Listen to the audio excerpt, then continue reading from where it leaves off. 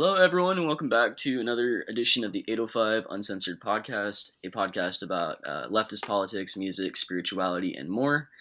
Joined with me, as always, is our co-host, Heather Schmidt, and we also have Erica from the Cocktails and Capitalism podcast, so thank you so much for being here.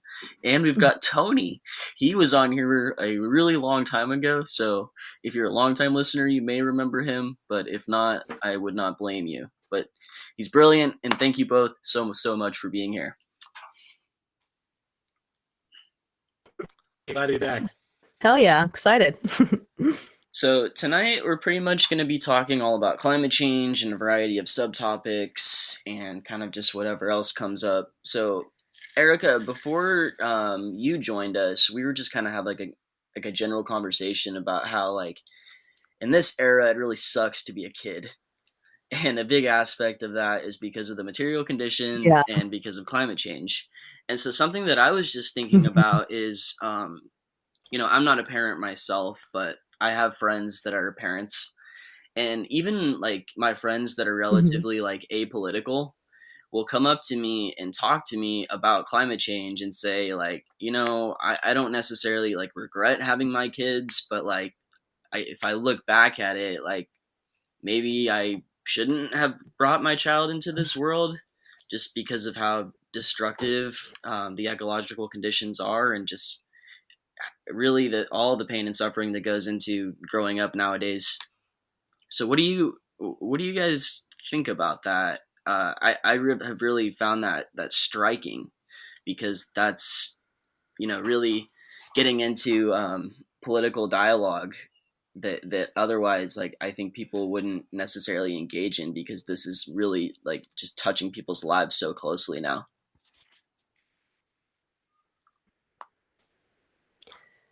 Yeah, I mean, I guess I'll just say that, like, I think all the time about having a child and about bringing life into this world. And yeah, I mean, and then my next thought is, God, they're going to hate me for doing that. They're going to like resent me so much for bringing them into a burning world that is, where the economy is becoming more and more hostile and the environment's becoming more and more hostile. So yeah, that's something that weighs really heavily on my heart and my mind and all of my life decisions. Really, it structures all of these things. So it fucks with me in a big way.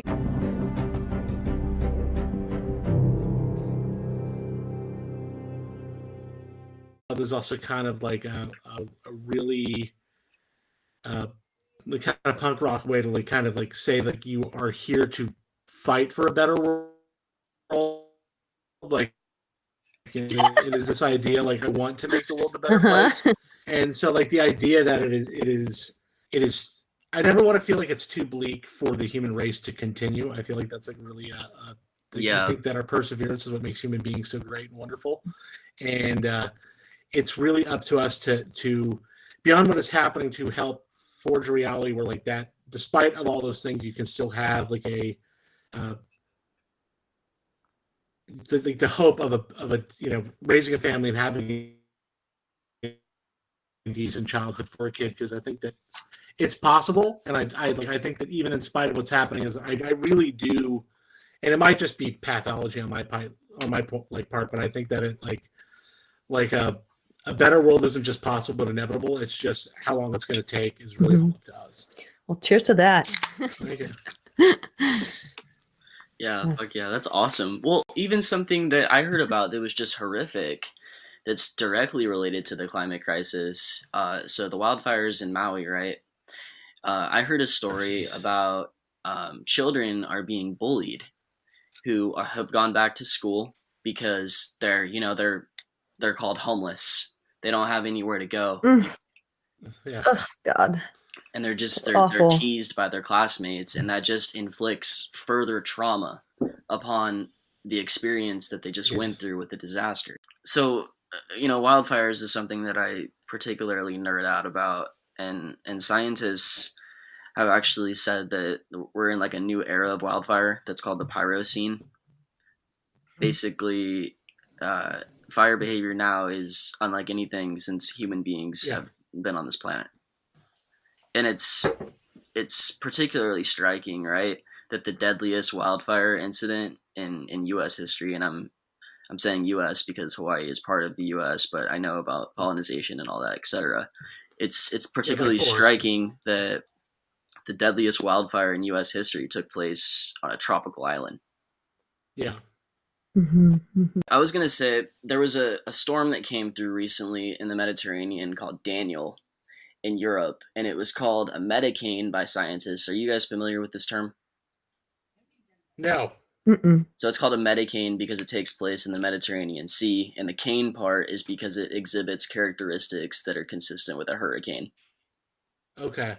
Wow. And Crazy. so this typically happens in the Mediterranean like 1 or 2 times a year, but the conditions are so warm now that it's generating superstorms, and so this Daniel storm absolutely devastated Libya. Catastrophic rainfall Oh triggered yeah. multiple dams to collapse. Um, Somewhere around 20,000 people are dead now. Wow. Yeah. Yeah. And again, that's a thing that important to note that a lot of those dams stopped being maintained after the after Gaddafi was run out of office, Right, right. thanks to That. U.S. Imperialism. And then Greece is impacted by the same storm before Libya. It's hit by Daniel like 2 to 3 days, and some parts of Greece received over 30 inches of rainfall in less than a day, which is just Wow. unbelievably high amounts of rain. And then this was also following, of course, all their wildfires that they had over the summer, and so there was a bunch of mudslides that we know very well in California, Yeah. and it's going to take years for villages across Greece to recover. Yeah. Ugh. I was gonna say too. I mean, like, and it also like just here locally, like for us. I don't know if you, Erica, are in Southern California, but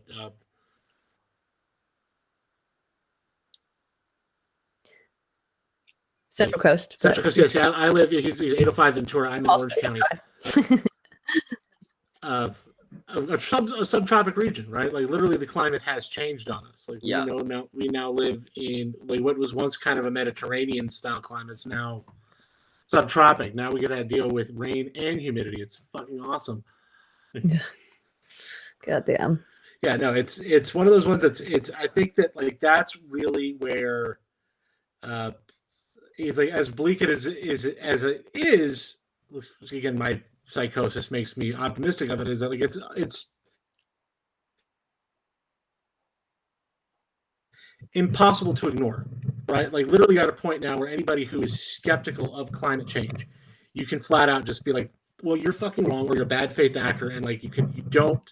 Anybody who's still listening to like anybody who's skeptic of like trying to help like any kind of environmental reform, you can really just cast aside as not worth listening. It's just now if we can only just get the libs to do that too, we might be somewhere instead of this like got to hear both sides bullshit. Because at this point, there's only one side that's the correct side, and then the oil industry, basically.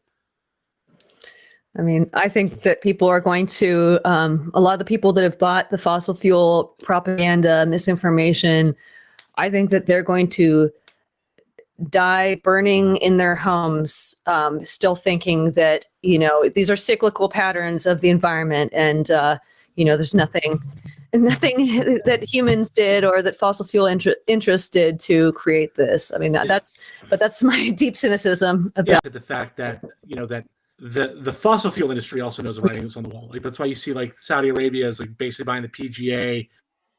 Oh my gosh, yeah, don't even get me started on the Live Tour. The oil's going to run dry. We need to, while we have the opportunity, we need to seize up as many assets as humanly possible now while our money's still worth a damn. So once like we're out of this market, we're already stranglehold on another market.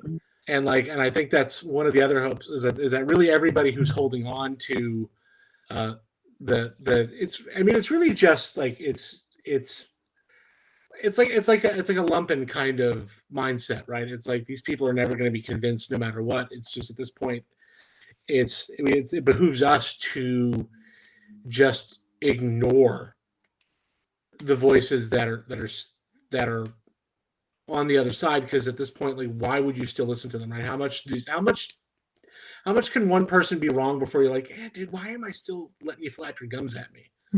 Well, like you have. Where are these people gonna go in places like the Middle East, like Saudi Arabia, Iran, Iraq, Afghanistan? they're gonna they're, go they're to, already reaching levels that are uninhabitable. Yeah. And I just think about too, like a lot of these countries in the Middle East that are wealthy, it's because of the fossil fuel industry, but they've got millions of poor people that are directly impacted by the climate crisis. Yeah, like where are all the climate refugees gonna go?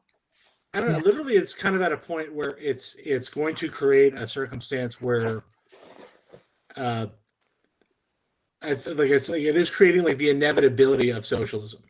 Really, if you look at it, like it's going to create like a circumstance where you either have to be content with killing most people, which I don't think, like I said, I know that there are people in power that are content with that idea, right? To get rid of most of the people. However, I think that, like, it's one of those ones, in theory, they can say that. In praxis, it's going to be hard to get people to go along with that, right? I think you are kind of at I feel like it's a point where, like, you can't manufacture that level of consent to win. It is like almost like it is like it's again like it's that. I think I've said this once on this show before, is that, like, to have Star Trek, you have to get to Mad Max. I just feel that, like, you have to, like, it's up again. It's up to us to how long the Mad Max phase lasts. Yeah. And for them, they would like it to last forever because that's still wealth inequality. But for the rest of us, I don't think that it's again, it's not viable to just. It's like at some point, it's like there's too many people being disaffected that you have to just end up losing. Like the numbers just aren't in your favor. Yeah, Mad Max world is. They'll fight like hell. Mad Max world is anarcho-capitalism. Yeah, really. Like.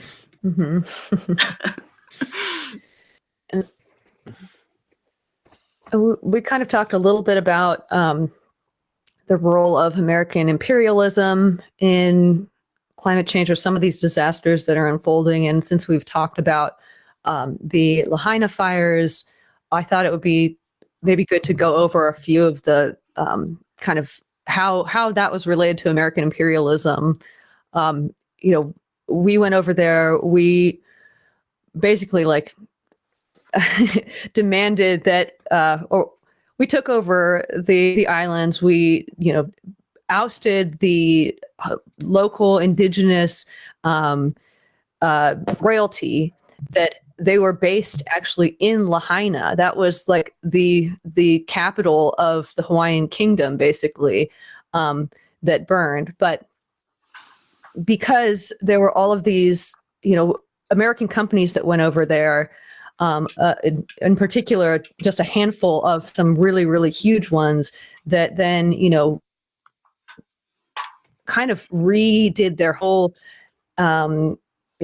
ecological system, all of their agriculture and everything, and replace the kind of natural surroundings with invasive grasses and things like that, that then ended up being like hyper prone to burning. So there is just the whole way that we modified the ecosystem in Hawaii, set it all up to go up like a box of matches, Yeah.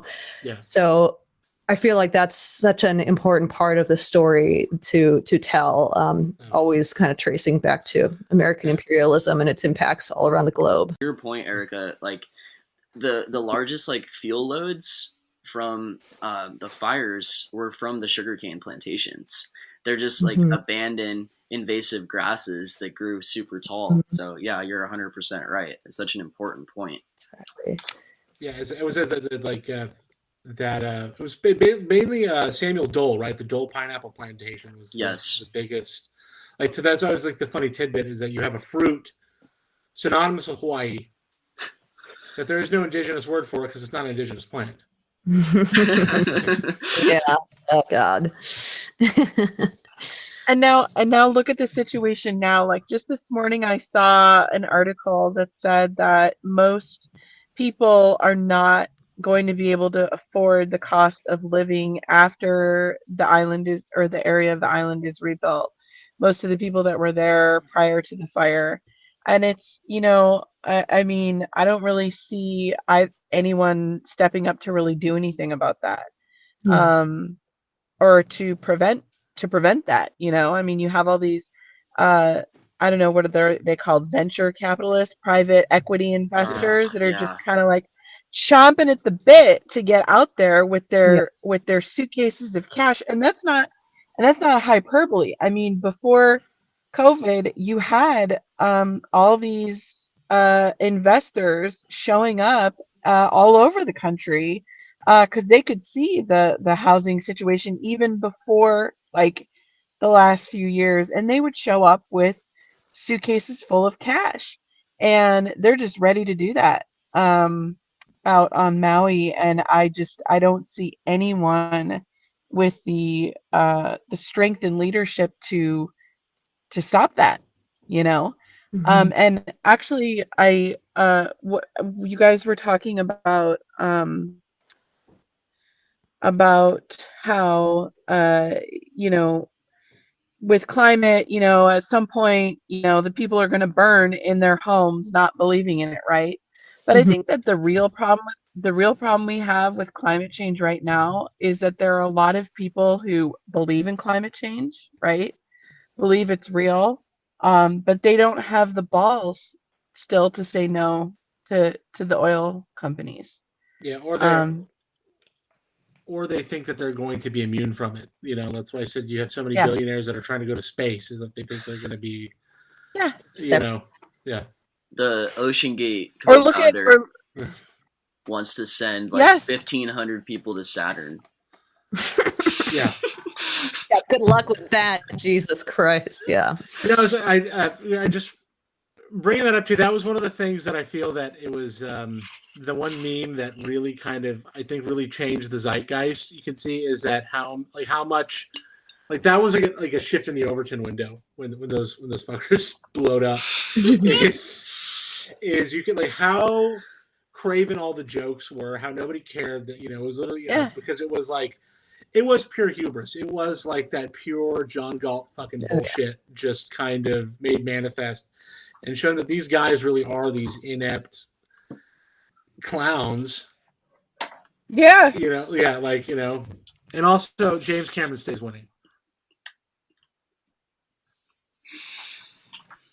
James Cameron's And what? Stays still, winning. Oh, yeah. Yeah. yeah. Jimbo undefeated. Yeah, Did and you not guys? even a good one, right? Like the one you give your little brother so you can because the one of the trigger sticks. Like it wasn't even like a name brand controller. It was a discount one they put him. I know, it was like I mean, $30. I mean, Yeah, but you don't even have to like talk just about like the billionaires that are going to fucking outer space or whatever, or into the ocean, on a suicide mission in the ocean. Look at all of the millionaires across this country now that have access to unmitigated use of private jets. I oh mean, yeah, here Yeah, yeah, here in yeah. Ventura County, where Jordan and I are, the usage of private jets out of our airspace has literally quadrupled in the last few years. And even, Fuck. I mean, the most progressive, pro climate, pro environmental uh, elected officials do not have, again, the balls yeah, to stand up and say, you know what, really bad. Like, our airport is right next to our ag land. This is bad for our community. Like, they don't have the balls to do it because at the yeah, end of the day, it's about money, right? Hmm. And I just think about that, like when you think about Jeff Bezos and Amazon, and like the joke is like, can any of us really like save the planet by getting less shipments, like reducing our shipments, or using paper straws, while Jeff Bezos is going to space and flying out of Ventura County's yeah. fucking Camarillo airspace every single day Yeah. just to go to like Calabasas or Yeah, whatever, or like you Or have people that are airport. taking jets from like Calabasas to, Fucking Camarillo, the yeah, fucking Kardashians, the yeah, fucking Kardashians. 2 minute flights. What's the Jesus Christ. Bruce? Yeah, Caitlyn Jenner. Caitlyn Jenner, I think, has stock or co-owns the restaurant at the Camarillo Airport and flies up here every single day to go to it. And people, in like the moms group are like, "Oh, we saw Caitlyn Jenner today," and it's like, "Oh my fucking god, she flew here yeah, because she doesn't want to. from Well, Calabasas." as I long mean, as she's come not on, like driving. what? Right. Oh yeah, fuck yeah. At least she's not driving. um. So no, I was Oh gonna yeah, that's true. I was Yeah. gonna make the point about Bezos. Did you guys hear that because of his rocket tests, um, the methane emissions have been so large that they've literally been spotted by the International Space Station? Jesus. What the fuck? No, I hadn't heard that. Oh my god. For, Jesus. for Ugh. those that don't This really know, shows these guys are full of shit. methane is incredibly potent CO2. I It's mean, worse. Yeah, it's worse. excuse It's me, like I the can't talk right now. Methane is an incredibly potent greenhouse gas that's Mhm. much stronger than CO2. yeah, because it's like it's the one that's actually worse than even cars is beef. Yeah. And if you Yeah. look at how much of America's land is dedicated to beef, and it's Mhm. startling. Yeah. Yeah. And it's also something that we can see more of in the future with climate change feedback loops getting really bad and methane being released from different parts of the ecosystem. You probably know way more about that, Jordan, than I do. But methane sinks, how they'll be disrupted. Actually, I'm not like an expert on it too much, but Oh yeah. no. Well, That makes me actually, feel a little better. But I know it. well, something with regards to the methane emissions that kind of ties into the next topic that I want to go into is the permafrost melting, which is releasing Mm-hmm. incredible amounts of methane into the atmosphere, and not just that, ancient viruses are starting to accumulate because of the melting permafrost that have been in the ground for millions of years. So human beings have no fucking immunity to them, and they're starting Oh to yeah, be released. A number of years ago, there was an anthrax breakout somewhere near the Arctic Circle, and a bunch of reindeer were killed. Wow. And so, Jesus. what if one of these viruses easily becomes zoonotic and is able to be transferred from animals to humans? Hmm. Yeah, and I And mean that's what I mean scientists have said. Like that's what is a part of climate change. I mean, I personally at this point believe that like the way that COVID transferred and the way that it continues to mutate, like this is the climate crisis kicking off. Like yeah. the fires and the floods and the hurricanes. I don't think that's what kicked it off.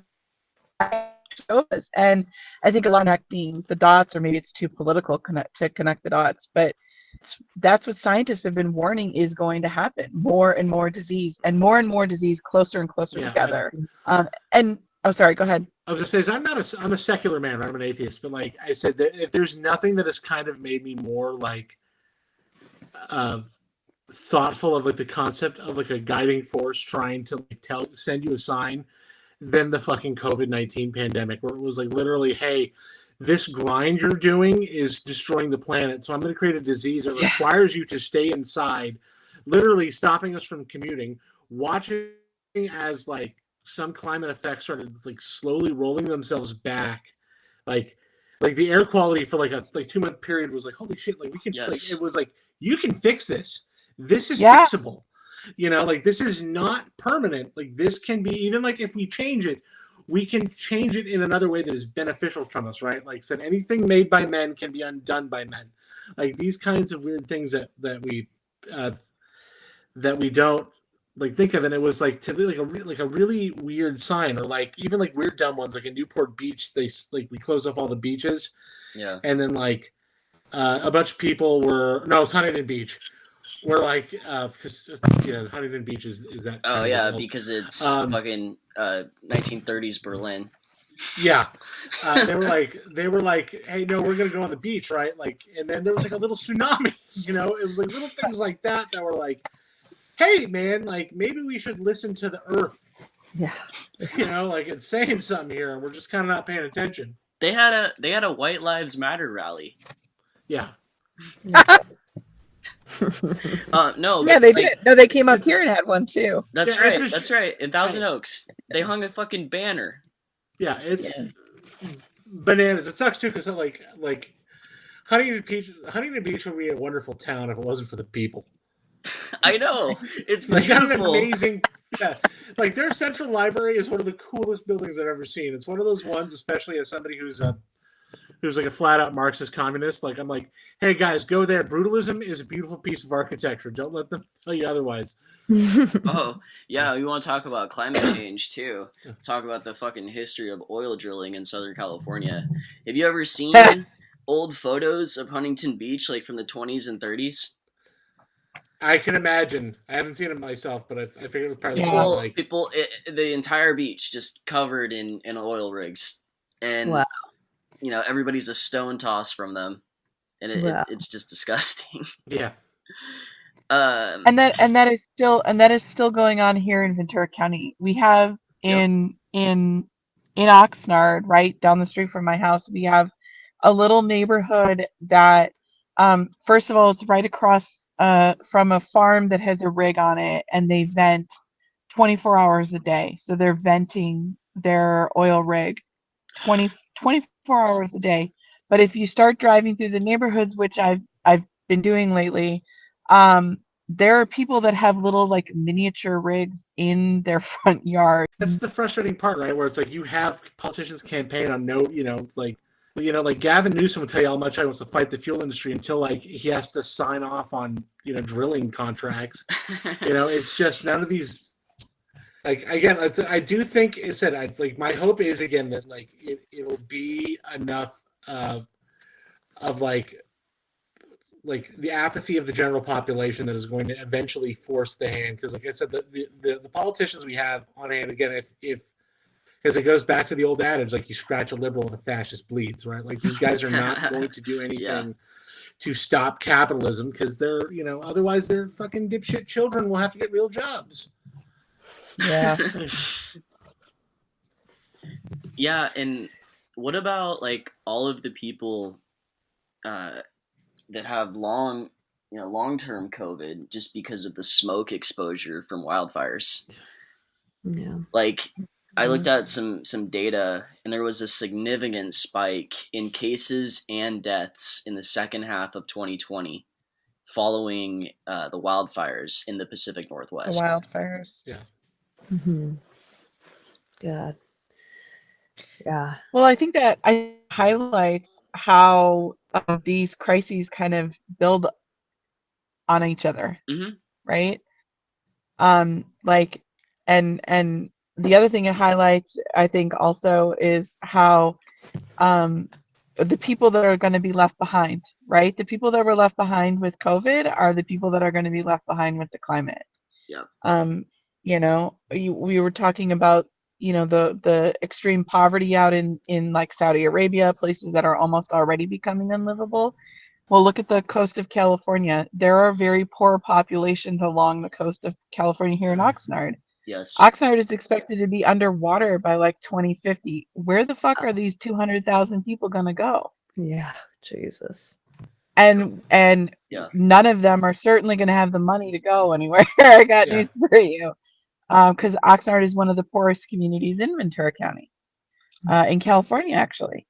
So, yeah, I think it just shows you who's left behind and who's gonna be left behind. Yeah. What about like the migration of vectors too. So I've noticed in parts of Southern California we're starting to see an increase in mosquitoes. Oh, When I was younger, it just wasn't fucking like that. And I think that's getting to what Tony was saying earlier in the podcast, which is just like Southern California's climate is turning more and more like tropical. yeah, no, it's the mosquito. I've been noticing it too, more especially now. Like I said, like they have been like steady on the rise, and yeah, that again leads to more things. Like one of the most preventable deaths in the world is malaria. Hmm. You know, like a medicine that's readily available. So it is like it does feel like it is just this never ending war on just being resource scarce. That is just tiresome. I think it's like I said, it's that each of these things is like becomes like that death by a million cuts, but like they're happening so frequently that I think that it is pushing people into like more awareness than ever before. So in the end, I said I keep on maintaining that hope is that it is just this like it is becoming so hard not to be radicalized Hmm. Hmm. that like you have to be willfully ignorant. I think I was mentioning to Jordan, to your point, um, I've started to notice like how many people are growing food in their yards. And it's like people that like areas that I wouldn't even expect. And so that's actually my question for you guys is like is that like what, um we should all be doing is like trying to increase awareness? Should we be like trying to talk to our like what should we be doing? I think yeah, Because I think you're right. I think like little community, like a little like community action, like that really helps kind of push the move forward. Uh, Doing like simple things like like if you start growing food in your lawn or just replacing your grass with like clover, clover or moss, like things like that, because it's hmm it's creating those more sustainable things. Just like I said, I talk all the time about like I said, like when I one of my weird things is that I always use like that thing I talk about where it sucks to be a kid is like, well, one of the biggest reasons why it sucks so hard to be a kid is because every truck has a grill that's 5 feet off the ground, right? So yeah. like if you and your buddies ride on a bicycle, right, if you do something environmentally friendly, something environmentally unfriendly is going to come around the corner and might cream you.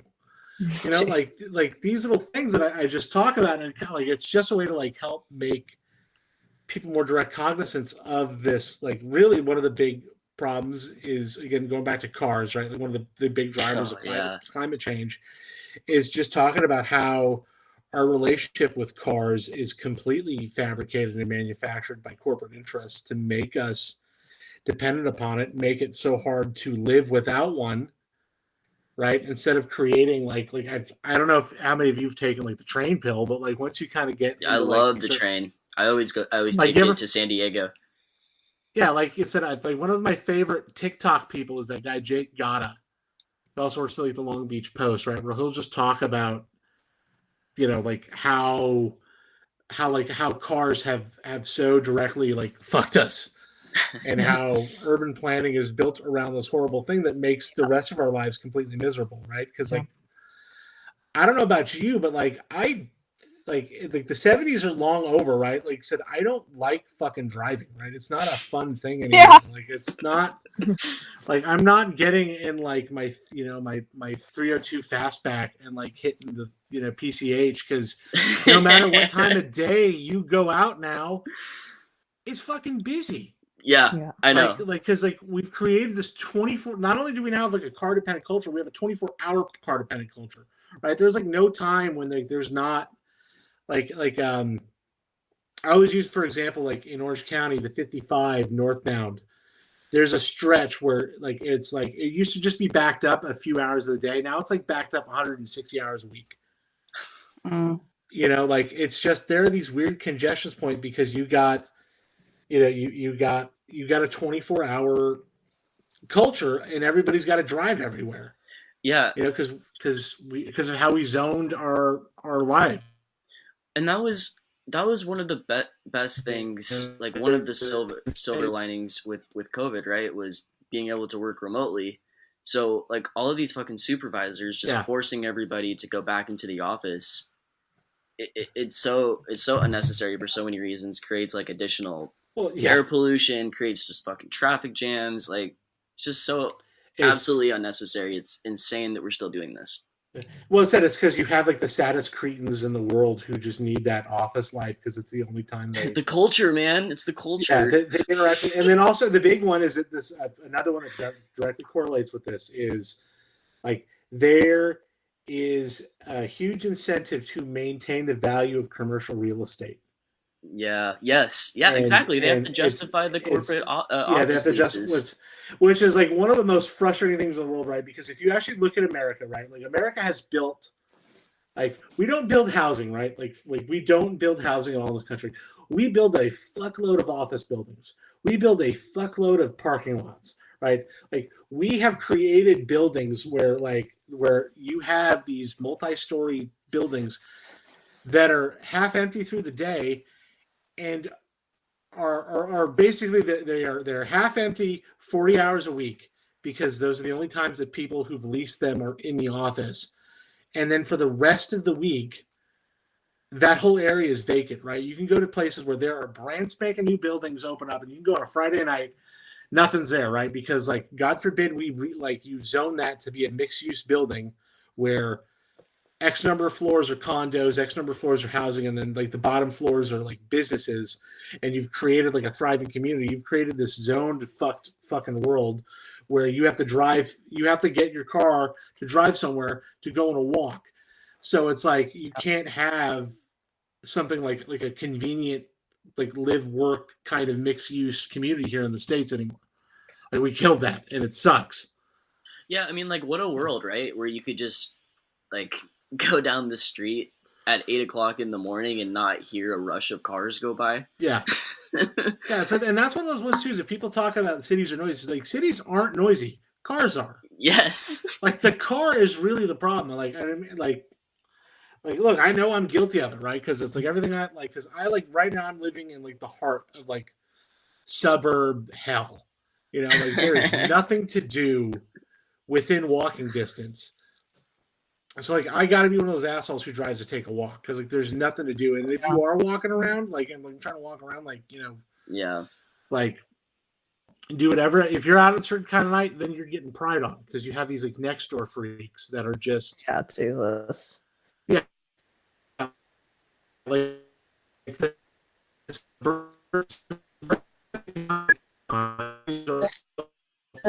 sucks. I guess I want to respond a little bit more to what Heather was asking about, like, what do we do? I mean, and I know that that's a complicated issue, but you see groups like Climate Defiance and Sunrise Movement and other environmental activists doing direct actions to confront the actual perpetrators of this environmental destruction. And I think that kind of a approach, while it can alienate some people, I think it's becoming more and more important.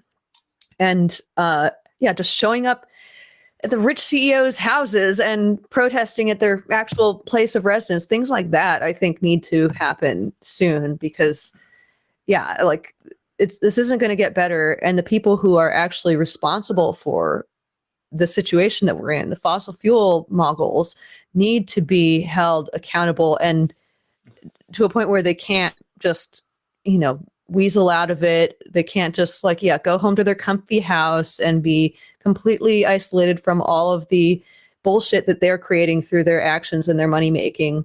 I feel like it's really important to bring the fight to these people themselves. Yeah, I think civility is at this point a faux pas. Like, to even still continue with that kind of idea that like you have to be civil to these people, and again, like debate them in the we got to debate them, right? Yes, yeah. No, fuck that. like nobody agrees with them. Like said, it's like it is empirically untrue. Consensus is not there. Obviously, this kind of shit doesn't work because again, like it's at this point, anybody who still thinks that you can do these things without fuckloads of money, like all of this is basically like a like I said, it's political kayfabe. Like at to continue to listen to them or listen to people that say listen to them, right? I think you're right. Is that you have to just remember these are human beings, with just as mortal of a coil as you and I. Yeah.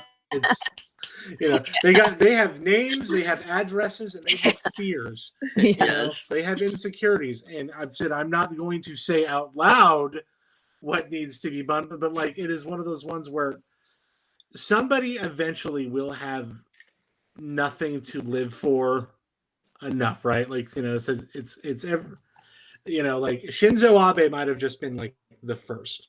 Mm-hmm.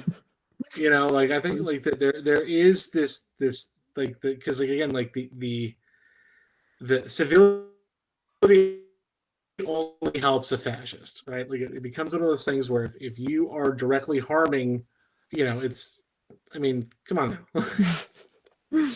Mm-hmm. Yeah. I mean, if Yeah. Well, I mean, in Minecraft, right? That's what you say. In Minecraft, yes. hey, me on Discord. Yeah. What were you saying, Jordan? I don't remember. Sound like me. Do that all the time. Do we want to jump into another topic? Heather, you in our little notepad here, you have climate denial as a means of economic warfare. Did you want to kind of touch on that? Sure.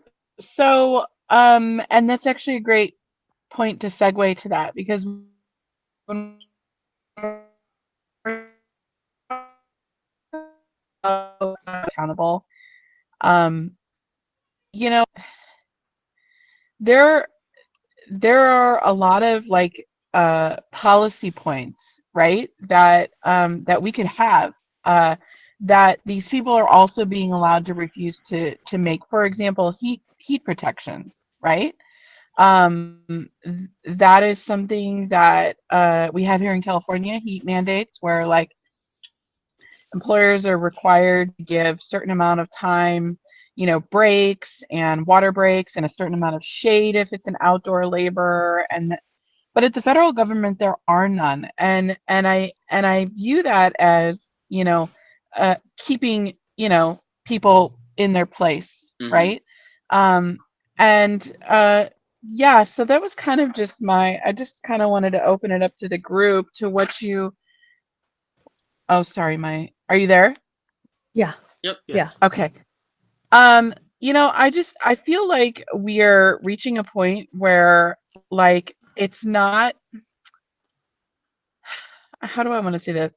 So it's like not just about holding people accountable for the harm that they've done, but like calling them out on the harm that they are knowingly continuing to do.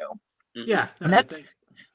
and Yeah. that's one of the things that I do think that I mean I'm a big fan of Gavin Newsom, and I know that's not really exactly popular, but right now he is calling out the oil companies for knowingly harming people. But then like when we're looking from like here forward, like how can we allow companies to get away with not having heat protections as one example, Yeah. or improving like again back to COVID, how can we allow companies to get away with not improving the air quality in their factories or whatever? And so that's kind of where I was thinking we could open it up.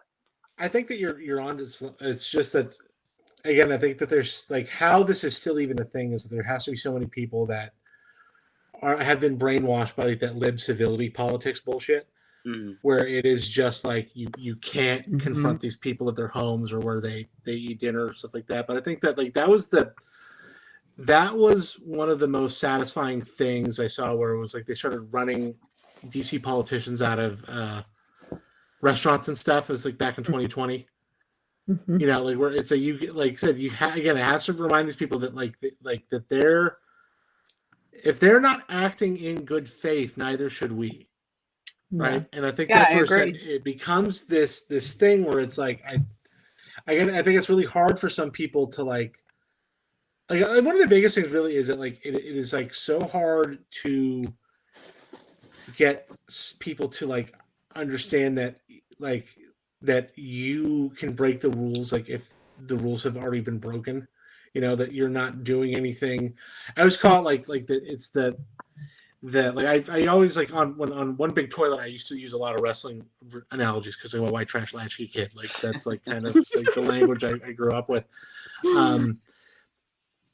Is that like you don't get anything for being the baby face? Like when the heel knocks out the ref and hits you with the chair, right? It doesn't behoove you to not then hit the heel with the chair, right? If you don't, you're complicit in the act, right? You are now participating in the show because if Republicans are going to break every rule every time, and then like when we go in there, like when the Democrats go in there and they claim they're representing us, that they can't pull a little fucking shady shit on our behalf, but like it's possible to do every day with like a razor thin Republican majority, they can suspend every filibuster rule, this, that, da da da da. Yeah. And like for some reason the Democrats can't do the same thing with the exact same fucking margin of majority. Like that kind of shit starts driving me nuts. Like it just becomes this. I think that, like I said, there's a certain amount of people with lead poisoning that are dying off where like that fallacious notion is like getting harder and harder to maintain. That's why I think they're becoming so aggressive in like the consent manufacturing thing, because they kind of openly know they only got about 5-10 years left. Yeah, right? Like how do we seriously even have like politicians like Mitch McConnell?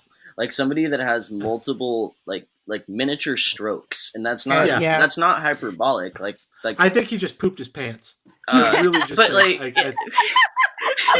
because he was up and running 5 minutes later. I think what you got one of two things with that one, right? Is it because again you have this the consent manufacturing machine, right? No, like there are so many career like media people in that building when Mitch McConnell shits his pants. That one of two things, that they've either hit the slopes a little too hard and they don't have a sense of smell anymore, or they're so entrenched in like that, like their careers there, that nobody wants to be the guy go like, oh yeah, hey, I'm a cameraman for Mitch McConnell blew ass, and like we could all smell it, but because we're so addicted to like if we were to say something, they'd be like, well, you'll never fucking work in this town again, and I got to move back to Baltimore, so I don't want to do that. So I'm going to I'm just going to pretend that I didn't see situation. And that's like such, that seems to be like such a driving factor for so many people. Like even like in local politics, like your city council people or your county supervisors, it's fear. They are all so fucking afraid. Like here in Ventura County, we just had this thing where some oil company is suing the county over the general plan. Okay. Because it's asking too much of the oil companies, to vent away from children or whatever. And one of the negotiations was that they would change, so that they would drop the lawsuit. The county basically said, all right, fine, we'll change the language so that it says you only have to vent the gas safely if it's feasible. Right? We're gonna take out the word must.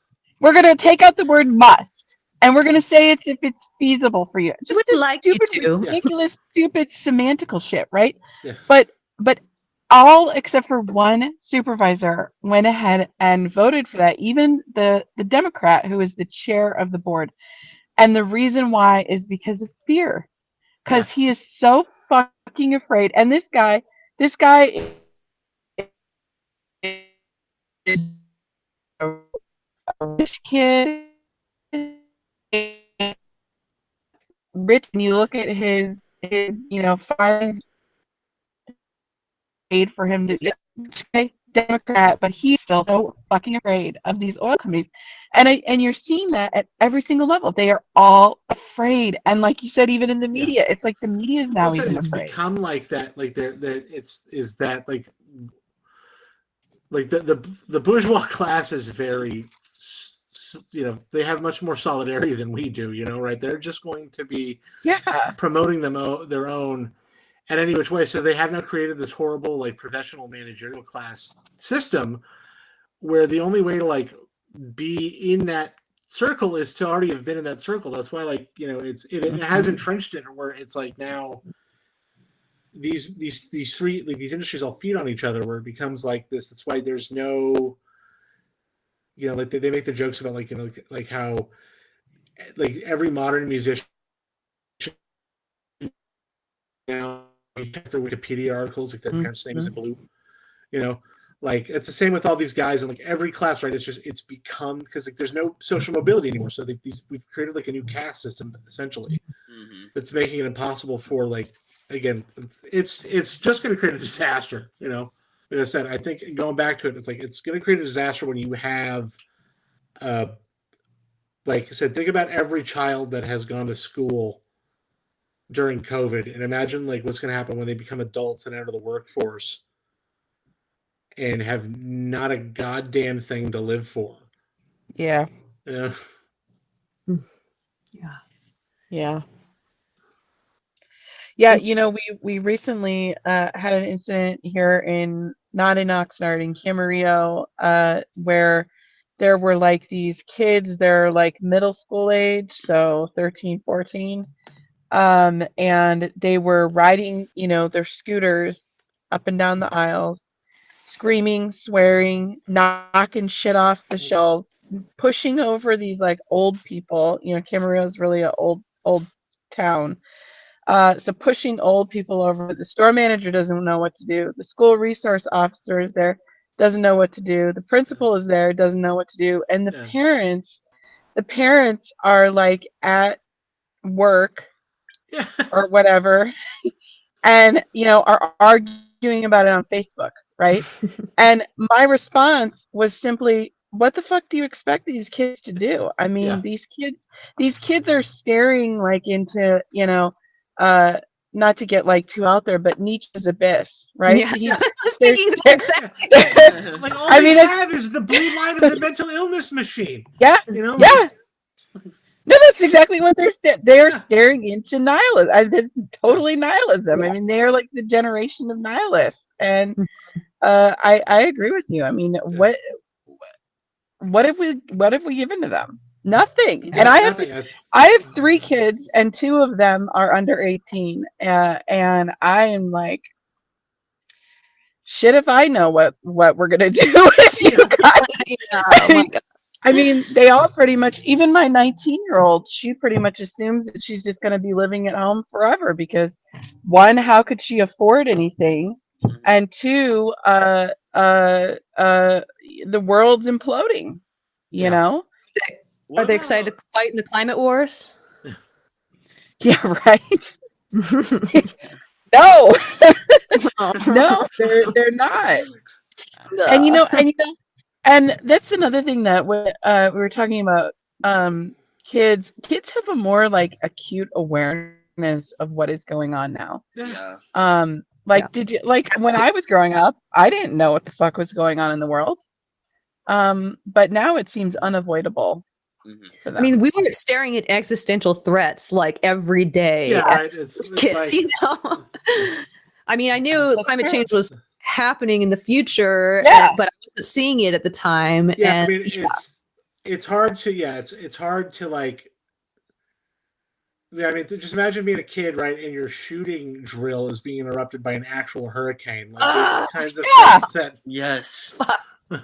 fuck me, man. yeah, right. Like, you know, like I think about it, like, right. So it's like so I was 17 when I was a senior in high school. 17 years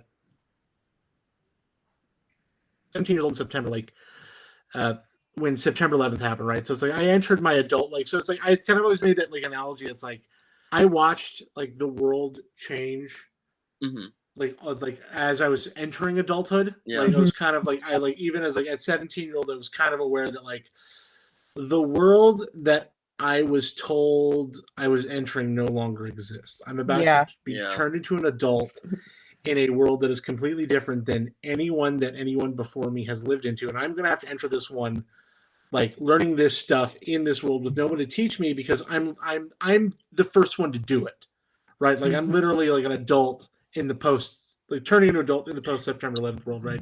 So my adulthood was never defined by like, Yeah, didn't know what that so world was like.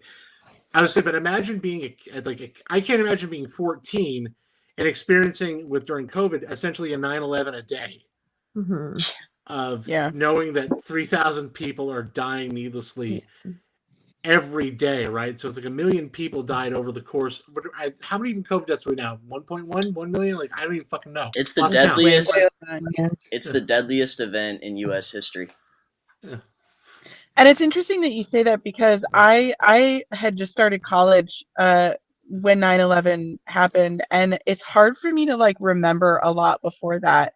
Yeah. And now my my middle child, she's 15. So she was like 12 when COVID started. And when you ask her or when we like talk about stuff before COVID, she doesn't remember a lot of it. Yeah. You know, she's just like, I only know like after COVID. She's like, I can't like with the mask things. She's like, I can't imagine like going to certain places like the doctor. Like I can't even remember going to the doctor without a mask on, you know, because you just they can't remember like Yeah. that before time. And I feel like that's similar for me with 9/11 because it was so Yeah. different. Mm-hmm. I mean, But yeah, like to Erica's point, we were not facing the type of threats. I was 6 years old when 9/11 happened, and Wow.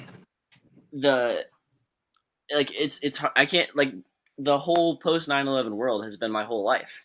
Yeah. So like I don't even know that world.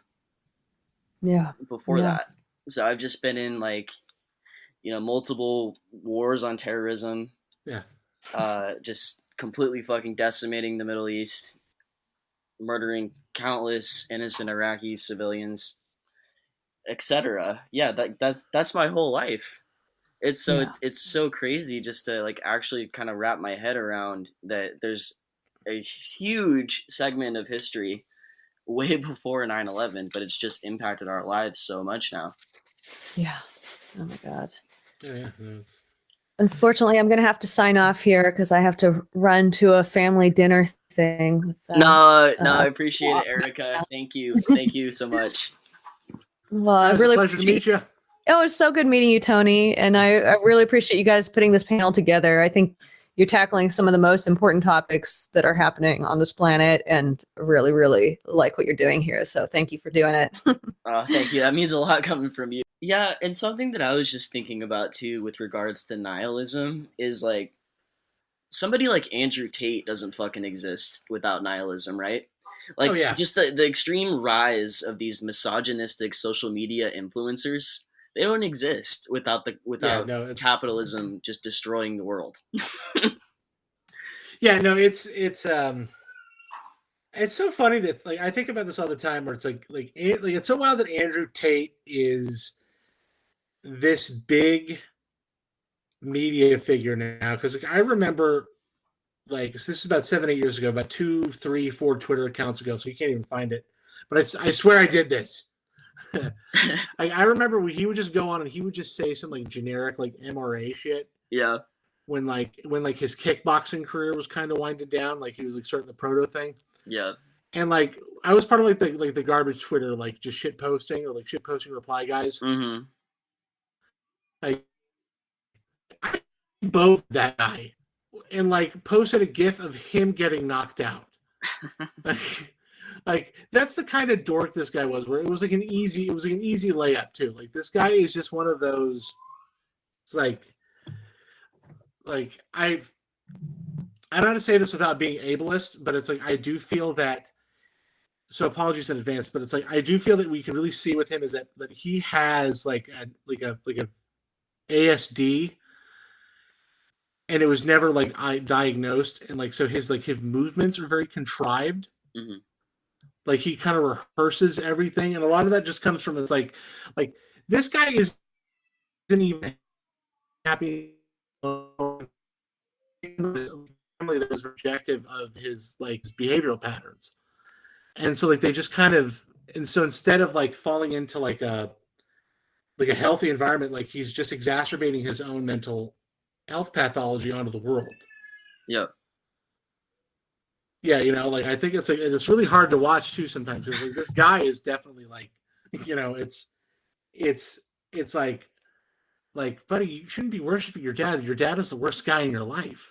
I know, and like, You when is know, this? like But like, where is this coming from? Like this fucking like 1950s mindset among like teenage boys. a lot of that is, I think it is like I do believe that, and when I say that from more, but like basically patriarchy, hierarchy, hegemony has told them is wrong, Hmm. right? So it becomes kind of an outward projection of this kind of masculinity, because it's just people who don't have the emotional health, right? Because they've never been able to like process their emotions healthily. And instead of trying to find a path to heal, you've just decided that it's easier to pretend like you don't have that problem. You know, and I think that a lot of conservatism stems from that kind of uh, pathology. Really, is that it's a lot of pain that you can't uh, process, right? That you've refused to process. So instead, you've created a world in which that is supposed to be normalized, and then you just maintain that lie for your own self, because at this point you're too afraid to heal. Yeah, and I see a direct tie with like white Yeah. supremacism in here too. Yeah. The whole mythos of like when the U.S. was great, we need to go back to Yeah. an older era. Yeah, That it's just really you're like, it is like you're projecting um a lot of it too, just it really comes from, it's like you like people have this nostalgia for a time, not recognizing that the reason why you're nostalgic for it is because you were 8, and like you weren't aware of how the world really was.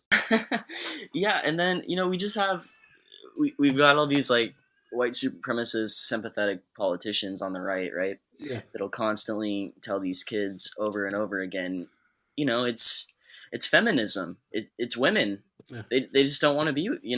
It's the genders. Yeah, it's the woke mob. Yeah, it's What a pro stupid phrase that I, is. it's hilarious watching dudes like melt down over pronouns, right? Like a thing that, like, honestly, like I said, like I have never, I said, like, as a cisgendered male, like, honestly, I've never given it a moment of thought. I've never had to, right? But then to then be like freaking out over this thing that you've never given once a moment of consideration, that suddenly you're like, hey, this thing you've never thought about? Yeah. Could you think about it for a second? And then being like, how dare you? Start being like, yeah, sure. I've never thought about it. Maybe I'll like I don't understand it. It's like a fear of having any sort of intellectual curiosity, or like the idea of like being able to expand beyond like the self, right? To like just be told that, oh, you mean all lived experiences aren't universal? Fucking what? So Yeah. back when I had a Tinder account, in my bio, I just wrote, "Yeah, you may have a fat ass, but can we have a conversation?" Yeah. Oh my god.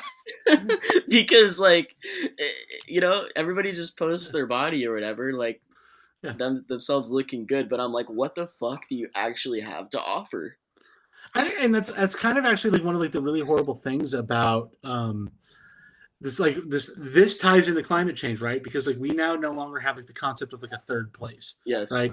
Like capitalism's created this hell world where you have to drive to work and you drive home, drive here, drive there, drive here, da da da da da, right? So like you have nowhere really where like we're the most depressed country in the world, and we don't drink as much as Europe. And the reason why we don't is because you have to drive everywhere, right?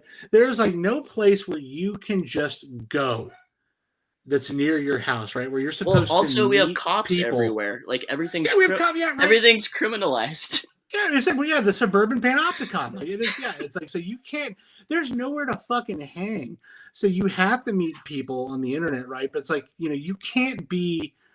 The problem with the internet is that it takes away like your charisma, Yeah. right? Because like nobody can get your natural je ne sais quoi if they can't meet you like in person. So you're never meeting people anymore. So you really just it does, it commodifies your holes, really. Like you're just on Twitter or Tinder advertising, your appendices. Commodifying your holes. Yeah, like you're just debasing yourself like on the internet marketplace, which is just the most simple things because like you just got to be funny and be like, hey, sex, and like hope that that's enough, right? You can't just engage with people, right? Like you can't, like I said, I feel really lucky that I kind of like I fell out of the game right before that, right? I've been, I'm jealous. I wish yeah, I was fucking done. I wish I was just married. I've been with me and my wife have been together for 9 years, right? I'm like I said, I've she's my best friend in the whole world, right? But like I got to like meet her as like a person, right, face to face. Yeah. You know, I think about all the time is like one of the things I joke about is that like, you know, when you're having those arguments and you're just like, you know, you're like, you know, I'm just like, you know, you're fucking lucky that like I can't wrap my head around this Tinder shit because like it's and I never do it, but it's like it's just like that's the thing is that like I couldn't even go back into that game if I wanted to. I'm like too fucking like I'm lucky I'm where I'm at. Fuck, Like it's because crazy. like, I just couldn't do that shit, man. Like I said, like it's just like the internet has. Like I said this when I ended my podcast, is the internet fucking sucks now because it's everything. Yeah, Yeah. I Like know. yeah, Yeah. so like I can't imagine. Yeah, so you're just stuck on the internet instead of like having a place to go, right? Like a hangout spot, right? Like a. It doesn't have to be a bar, right? The problem is it's like it's all bars. There's like no like late night like cafes and shit. There's no place for like people to mingle anymore. I know. Like a coffee shop. Yeah, That's the especially case with kids kids. too. Like You're look at like punished for being a yeah. child. Well, and not just that, but look at like you have all these cities that are like now out like banning like bikes Yeah, or like okay, no skateboarding. Okay, no skateboarding and no bikes. And also there's like 40 fucking cops driving around yeah, harassing kids at the mall because like one, crime ring, you know, did a smash and grab at a store. yeah, Now you got 40 cops fucking harassing yeah, teenagers. Like the teenagers were the problem ever to yeah. begin with. I've said it because in my new career of trying to be a professional talk show and podcast guest, I've been made it a point that I have to plug other podcasts I've been on. But I was going to say I just recorded for a podcast called Worst of the Best Podcast. Uh-huh. It's not a political one; it's a more pop culture thing. But I did harp on that same thing about they're harassing kids nonstop. Yeah. Like it's or no, it was to say about the smash and grab. That's what it was. Mm-hmm. Is like Nordstrom's says that they get $100,000 worth of merchandise stolen, but it's like that's the amount the shit was being sold for. It's like really like $30 Yeah. worth of material, right? Like so, like we're already overblowing this to again put in this new kind of like this new teen fear, not realizing these kids have every right to be furious. Mm-hmm. Yeah. You know, it's like we're not making a better world for them. It sucks. It's like yeah, and we blame them, right? And everybody's always blaming the kids for like really our misgivings as like as a society that has like become so inherently hostile to the concept of being a child. Like, What does the U.S. do better than any other country? We send police drop towards bombs? Yeah. police towards resources, and we incarcerate people. Yeah. Like the best thing we do, like the thing we do better than anybody else is light children on fire. Yeah. And that's a disgusting thing to do. It's just like I said, like this country is. That's why I said like there is no country that is more anti-life than the United States. Oh yeah. It's like I said yeah, we're banning kids on bikes, kids on skateboards, but we're not banning the Chevy Silverado. Oh yeah, or like Going you've got corporate yeah. media, right? That'll actually do like an hour-long climate story, but then at the bottom they'll say like, "Oh, this is sponsored by Shell. This is sponsored by Chevron." Yeah. So like, great, you're gonna talk about climate change, but you're gonna keep on fucking taking money from the industries that are causing it. Back out of like climate agreements at a whim. Yeah, it's just it's like that's the problem is that like there is. Like I think it said at least again is that the one thing that is helping that I do have faith is that the young people is that they know capitalism is not their friend. Yes. So it's like at some point, like you've reached a numbers game where it's a statistical inevitability for like some kind of change to happen soon, Mm-hmm. because the numbers aren't out there. You do not, like said, COVID killed enough, like killed enough of them where it's like there's like the demographics have shifted irrevocably. Yeah. And I think that really you're looking at it like they're trying certain things, right? You're seeing um more males are like so like you're seeing a little more kind of like wealth disparity, right? Like that's why like Trump got more minority votes for Republican than anybody since like 1960. Yeah, and Like isn't there are some shifts, but it is like it really ends up where like you have, especially after Dobbs, like you have children that will never have that kind of conservative phase, right? So you're not even have those 20-year-olds who vote libertarian their first two presidential elections. You've lost a huge swath of like the sustainability of the American right. yeah. Because like even these kids who like you said, we talk about Andrew Tate, but it's like even these kids laugh at this dude. Like it's like it's all of the like it's like the one like because like I feel like younger kids don't have like a cool, you know, like they're kind of more free with the identity again because like the internet atomized monoculture for them. Mm-hmm. But like you do see that there are some like the kids that are outcasts are now because of like their shitty kind of aberrant behavior, and they're usually like Nazis and like Andrew Tate fans. Same thing, but like Yeah, it's true. yeah, And that's great. That's yeah, how it needs to be.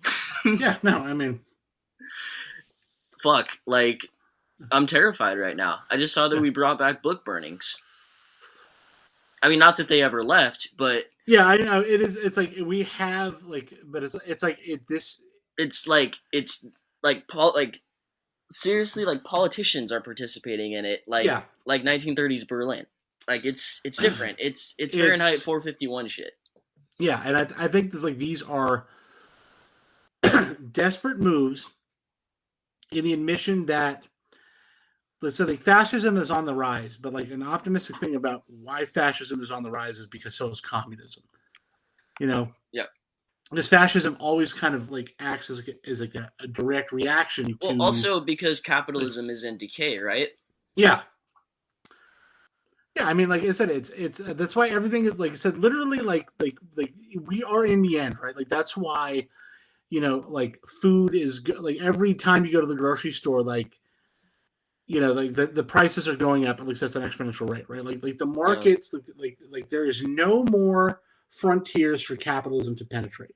Mm-hmm. Like we are literally at a point where it's especially because like NFTs and cryptos have proven to be a bust. Yeah. Right? Like there is no new frontier for the market to expand to. So like it's at a point where it's beginning to cannibalize itself. So it's at this point where like like I said, we're at a point where like it cannot sustain itself anymore. Like a crash is a certainty. It's just like when and how bad. Yeah, And it's wild that it keeps on getting pushed. But like I said, it's one of those ones where it's like the longer it goes on, the worse it's going to get. I think that like we're really at a point where it can't go any worse than it is now, right? Without any kind of severe like wealth redistribution. Yeah, I think so too. Yeah. So I guess the last thing that I want to talk about is where do we think that all of these strikes are ultimately going to go? Do you think that they're gonna persist into the winter? I don't know, and I think it's like that's the like I mean that's really the big one too is that like there are more strikes going on now than I think like we haven't had this many simultaneous like strikes since like the 60s. Yeah. Right? Like we're in for like in like a post Reagan, like post air traffic controller strike kind of world. It is wild that they are this way. It's like it's insane that the president is like I mean, again, say what you will about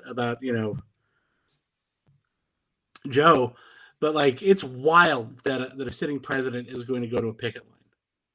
Yeah, it Yeah, actually is. that's wild. Like so, these guys are like unions are the most popular they've been since I've been alive. Like that's one thing I can tell you, right? These strikes are wildly popular. They're like public approval from through the roof, and even now, like I said, especially because like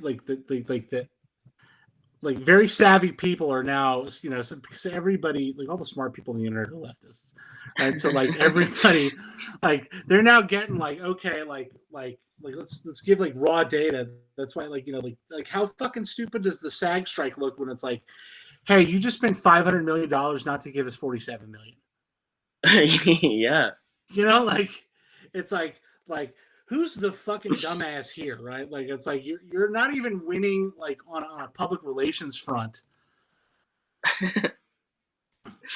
Like so these guys like so even when they like so even if they win anything, they just look like chumps. Hmm.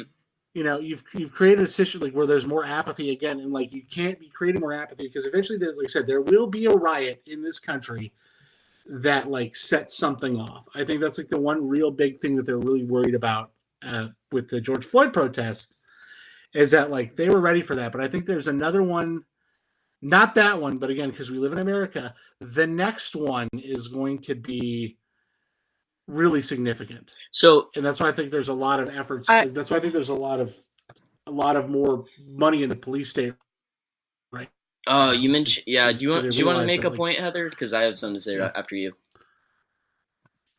Yeah, I was gonna say I think that that is why they're really concerned about the government shutdown because the strikes they're great and there's a lot of money going to people that are on strike with fundraising and shit to help support them, but there's the unemployment around the strikes is starting to rise a little bit. Like you mentioned, SAG, 17,000 people in Hollywood have been laid off.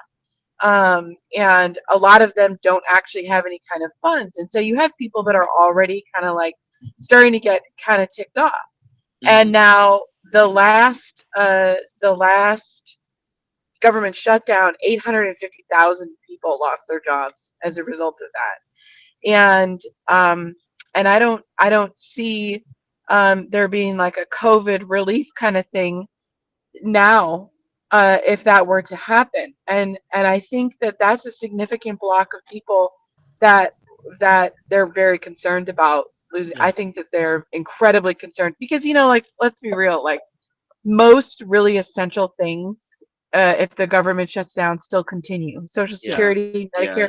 that shit all still continues. The yeah DoD, that shit still continues. They've even said that they're going to continue the Ukraine funding. I mean, most things still Of continue. course. But I yeah think I think that what they are legitimately concerned about is that 850,000 people on top of the people that are losing their jobs, because of interest rates and because and surrounding the strikes.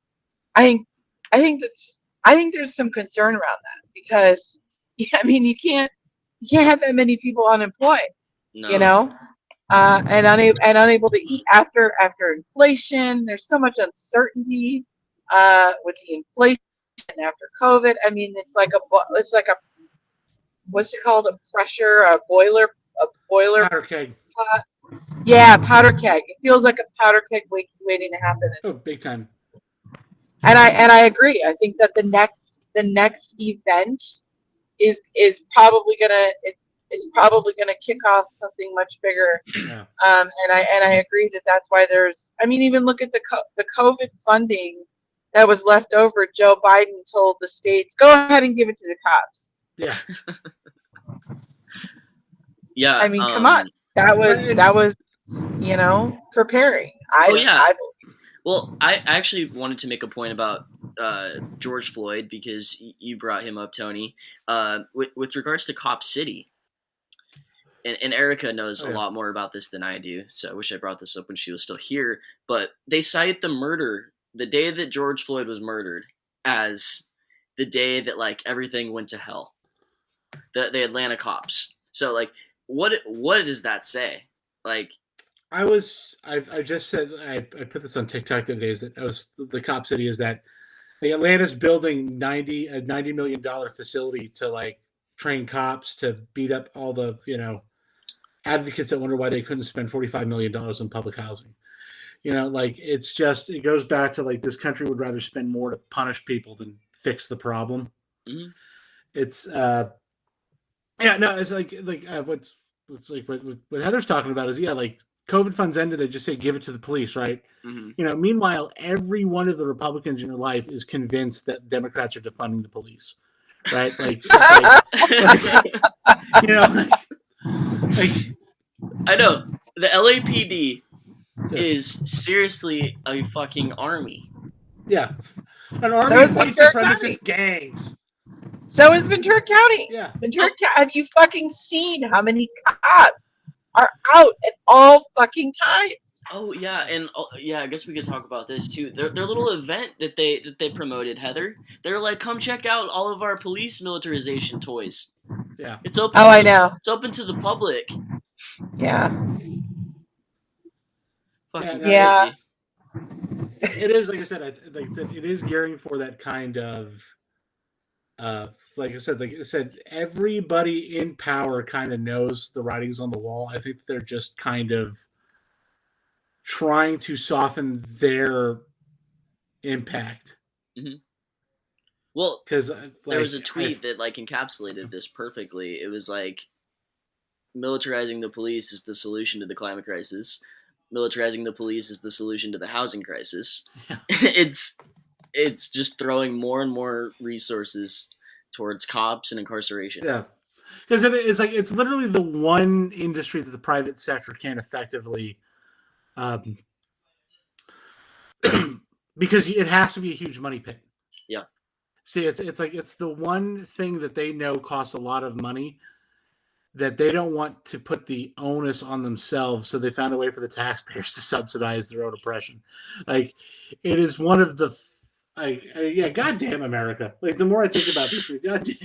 Like, how do you? I know. How do you? One cool thing about Obama is he had a rad preacher. He fucking threw that guy upriver. How do you spend like 5 minutes like analyzing U.S. history and just be like, "Yeah, I'm going to be a conservative"? Yeah, no, I think it's a lot of it just really has to do with people that have been taught that, like, it's like the same with like when you hear people who are like really religious, and you realize like why they're really religious is that they were kind of taught that every good feeling they ever had in their life was God's light. Yeah. Like America propagandizes that on you too, where it's like, all these feelings I feel that I have because of, like, I wouldn't have this life if it wasn't for this country or this kinds of shit. And it was easy to brainwash people when things were good, but like now it's like when you're like, you wouldn't have the kind of life you have if it wasn't for America. But I'm like, well, then America needs to fucking die. Because like, shouldn't have that much influence over the rest of the world. Yeah, right. It's like, or then also it's like, buddy, like that worked when I could get like a house for like a carton. It's like the down payment of a house costs 2 cartons of cigarettes. Like now, like I said, now again that a starter home is $750,000. Like, it's hard for me to be like, isn't this a great place to live? And I'm like, no, it's expensive and the weather's getting worse. And I think that's the problem that like the Democrats are having, which is that like they can't, they always try to do exactly what the Republicans do, but they can't like gaslight people. Like, you can't tell people, oh, cost of food is down. It's like, I know how much I just spent on groceries though, Joe. Like, what are you talking about? I buy the same, like I said, it's like don't piss down my back and tell me it's raining. I buy the same 5 things, like I only buy like 4 or 5 things at the grocery store because I'm broke. But right? that's what's so fucking frustrating about the whole thing, right? Is because he postures like he understands the worker proletariat struggle. He's out there striking with the auto workers, but then he says stupid shit like that. And then he also will say stuff like, "Oh, I'm a capitalist. People should be able to make $1 billion." What? Yeah, I read a pretty back to the point about the auto worker strike. I I've read a lot of people kind of like speculating on Twitter, like why he's going. Like everybody. Yeah, I think it's just again because like it's like Um, that's I'm where going. it's Oh, it's badass Joe yeah coming to the UAW, right? yeah But it's Dark Brandon coming to like lay down the law, but like I think I that read somebody someone said, yeah, yeah, Dark Brandon coming to but lay down the somebody law. yeah, posted and said that the reason why he's doing it is because they probably plan on breaking the strike if it goes on for too long. oh, The way that they did with the with the rail rail workers, workers, yeah, that's and He's going Reagan yeah, and then style. they could say, "Oh, but look, he supported you and he came down." So at yeah, least it's they've got that he went. You know. yeah. I don't know. I think that it's like I think the rail strike might have been such it was such a disaster to their numbers that I don't think they want to dare to do that again. Like I really think that it's like we're they're really at a weird point where it's like unions are really fucking popular, right? Like more popular than they've ever been in a long time, right? Like there is still some kind of like like I said, the problem with the Democrats, right, is they want to be the party for everyone, but by doing that, you're the party for no one. But I Yep. think at some point we're at a point where it's like the I like remember like the Chuck Schumer fucking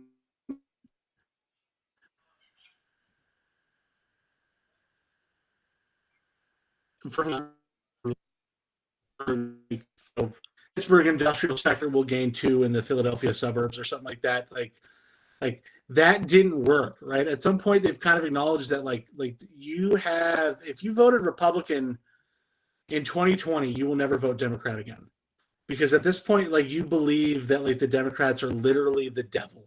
Mm-hmm. Like it's like so Yeah. you now have acknowledged that there's now a certain like demographic dead weight that you will never ever ever have again. But you might be able to like keep those numbers up if you start wooing like the champagne socialist sets and things like that, right? Like guys that are Yeah.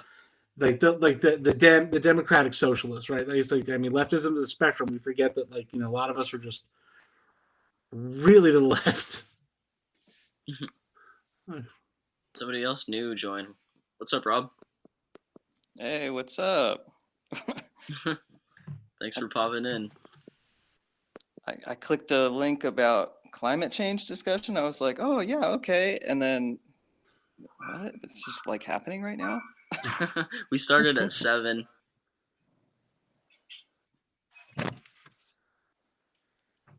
We started at 7, but we're actually going to wrap it up in a few minutes.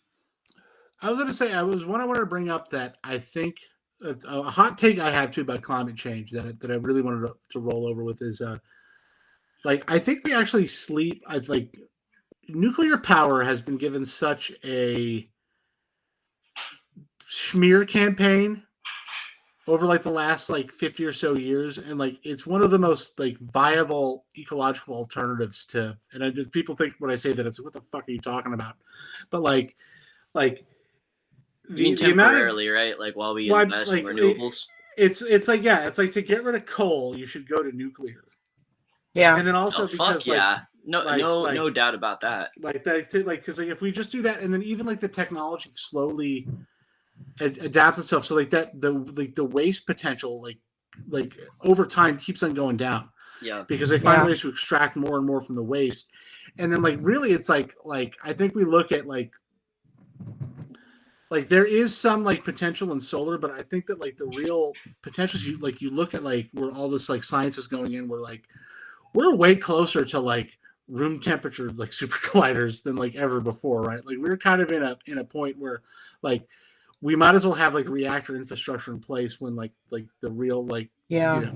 it's like the when like the dilithium kicks in or whatever we call it, like because I think we have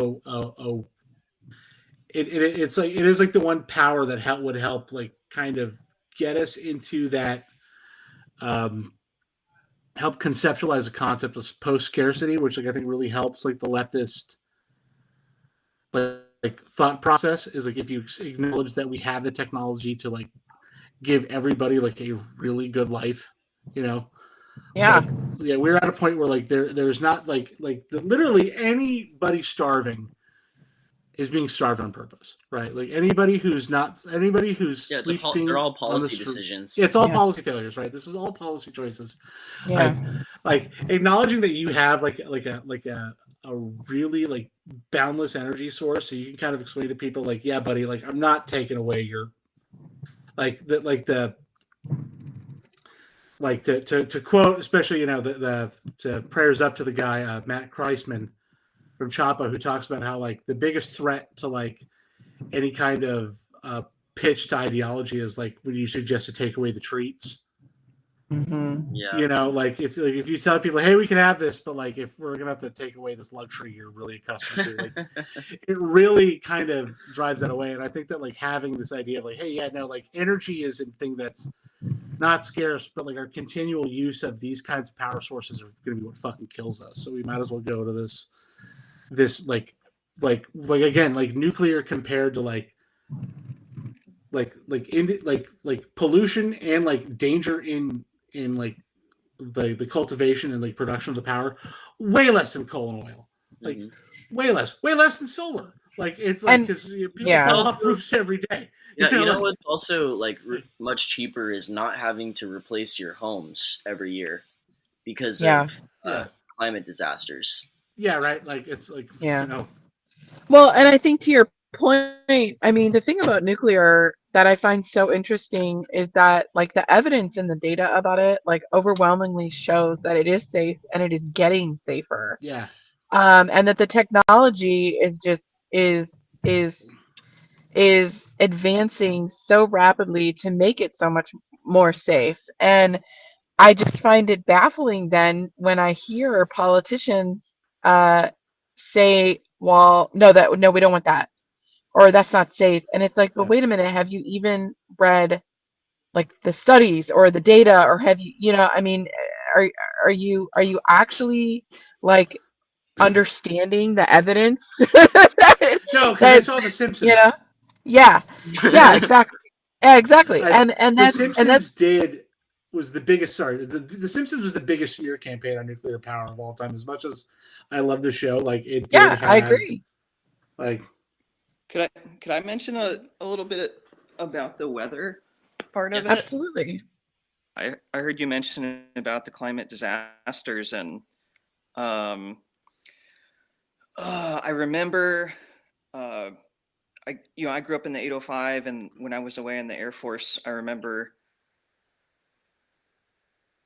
like and the DoD reports were coming out about how how soberly at the risks the military was looking at like security and things like that related to the climate crisis, and back in the just global warming days, like like over a decade ago, and then like getting back to the Central Coast, um, and just seeing like uh, the severity of disasters like more and more often, and it's interesting in California that we have like all these different like ecotypes and biomes here, like such a variety, and we're also getting hit with like everything. A couple of weeks ago, I live out in Cuyama Valley, um, just inland from Ventura and Santa Barbara, um, and we had a brush fire a couple weekends ago that was driven by the freaking tropical storm winds. And then as that was coming in, there was like a freaking earthquake in Ventura and Ojai. And then we had lightning and funnel clouds here in Yeah. Cuyama Valley before the freaking tropical storm helped put out the brush fire we had out here. That was the plant fire. Um, it's gnarly here, and in my work, I'm recently working with like small water utilities, like they're just getting hammered all over the state, um, and like the community in Pajaro, with the levee breach and the flood there, like the second flood in like a couple decades. Yeah. Just talking about like how unprepared we are for Yeah. how quick it's coming for our asses. And then Yeah, it's already. on the nuclear. Oh, go ahead. I was just gonna say it's already outpaced our infrastructure.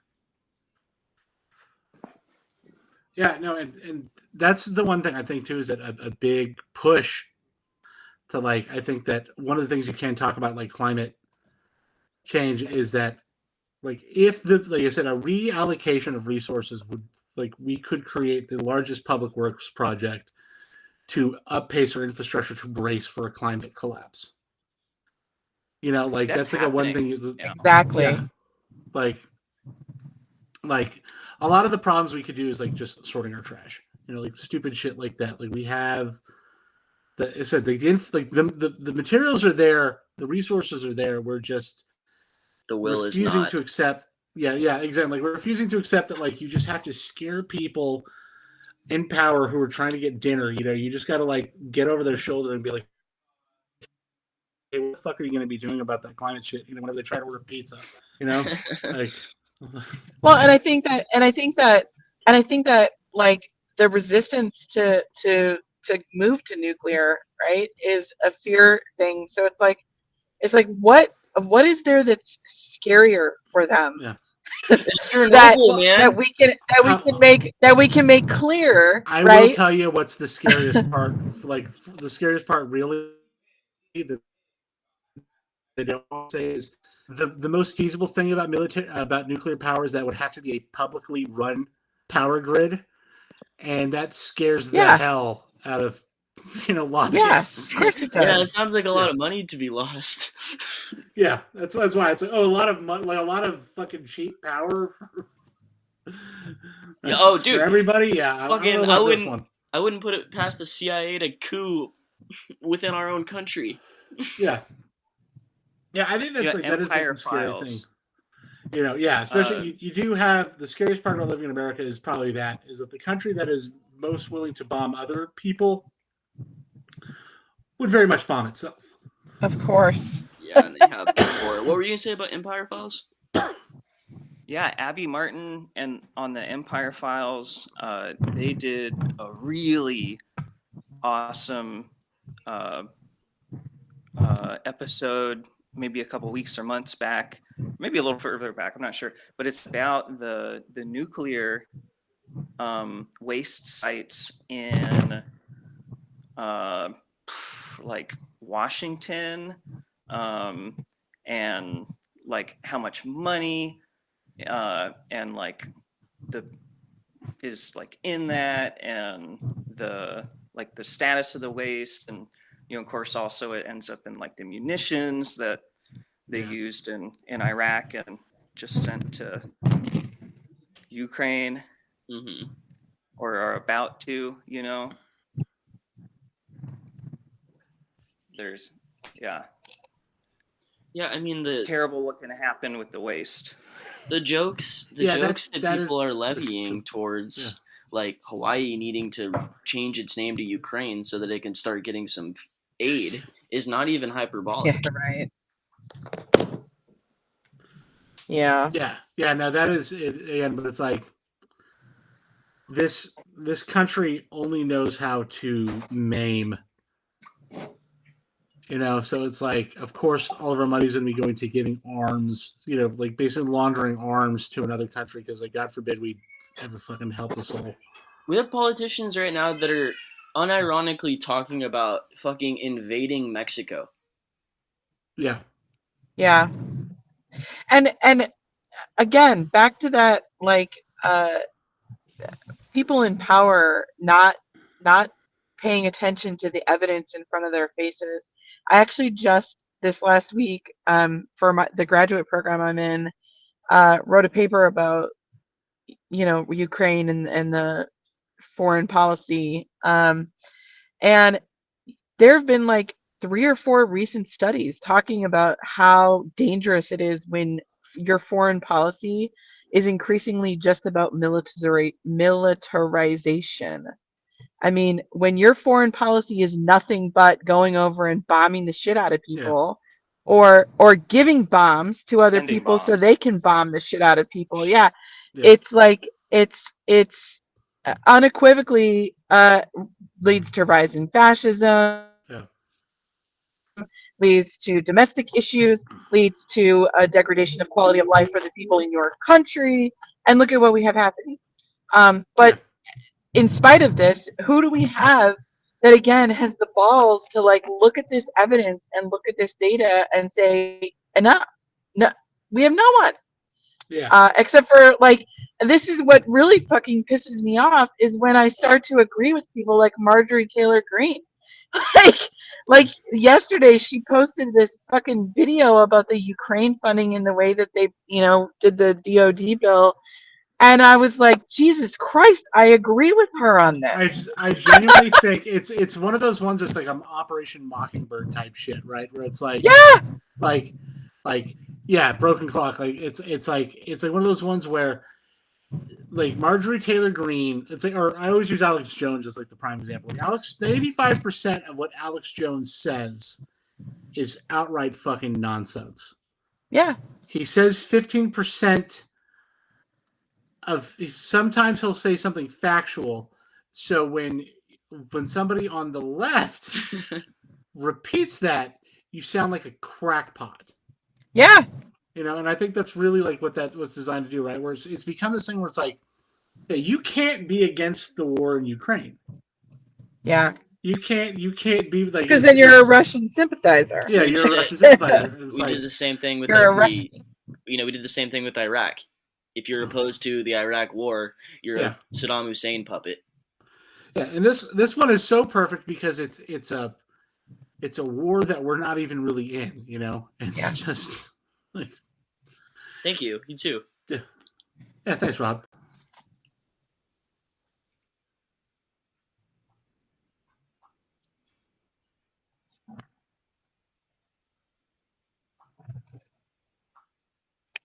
It's all good. We've been having audio issues. You guys have anything else you want to say, or think we can just wrap up? Yeah, I was just say thank you for having me on. Again, I just got to do a shameless plug for I'm only doing guest spots, so if you ever want me, I'm available to anybody at all times. Just let me know and I'll show up on your show. I was just on a podcast called Worst the Best. It was a silly one, talked about people who got caught in the act, or like people who got caught committing like murders because of selfies they took. So that was kind of funny. Check that out. It's a little more lighthearted, Yeah. I'm multifaceted like that. Cool. Well, right on. Thank you again for coming last minute. It's always great talking with you. So I'll definitely thank you so much. Yeah, anytime you want me on, Awesome. I'd love to. It's always a blast. Like I said, I enjoy this. I just don't like doing it myself. No, understood. It's a lot of work. Yeah. All right. Well, have a great night, Tony. Thank you. Thank you so much. Have a great night. As always, the 805 Uncensored is on all the major social media platforms. We're on Instagram, TikTok. If you have any comments, questions, guests, suggestions, or any ideas for the show, really, go ahead and shoot us an email, 805uncensored@gmail.com. And thank you so much for listening. Hope everybody has a great night, evening, morning, wherever you're listening in the world. Stay safe out there. See ya.